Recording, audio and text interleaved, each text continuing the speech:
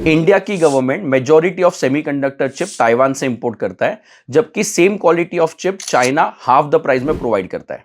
तो इंडिया की गवर्नमेंट ऐसा क्यों कर रहा है? क्या इसमें कोई स्कैम या करप्शन इन्वॉल्व है? Let us understand. First understand, आपके घर पे जितने भी इलेक्ट्रॉनिक डिवाइसेज है, एसी, लैपटॉप, टीवी, फ्रिज, ये सब सेमीकंडक्टर चिप पे चलते हैं। अब ये जो लेगेसी चिप होती है, चाइना बल्क में मैन्युफैक्चर करके हाफ द प्राइस में बेचता है। अब इमेजिन करो कि इंडिया की गवर्नमेंट ये सारी चिप जो है सिर्फ चाइना से इंपोर्ट करती है, जिसमें इंडिया का बहुत ज्यादा सेविंग्स भी होएगा।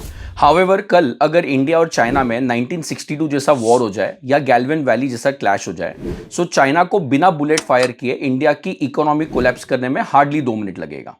चाइना की गवर्नमेंट सिंपली इंडिया में सेमीकंडक्टर चिप सप्लाई करना या एक्सपोर्ट करना बंद कर देगा।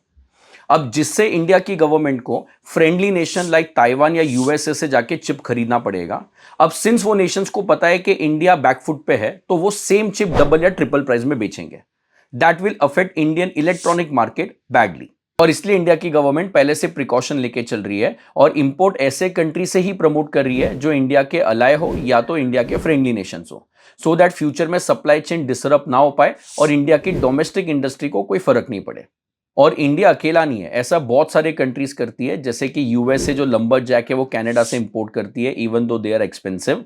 और ऐसे कॉन्सेप्ट को इकोनॉमिक्स में फ्रेंड शोरिंग कॉन्सेप्ट बोलते हैं, जहां पे एक कंट्री वैसे कंट्री से इंपोर्ट करता है जो प्रेफर्ड नेशन है या फ्रेंडली नेशन है, so that it does not affect their future supply chain, and that is why it is not a corruption. ये इंडिया की गवर्नमेंट एक इंश्योरेंस प्रीमियम पे कर रही है फ्यूचर को सिक्योर करने के लिए।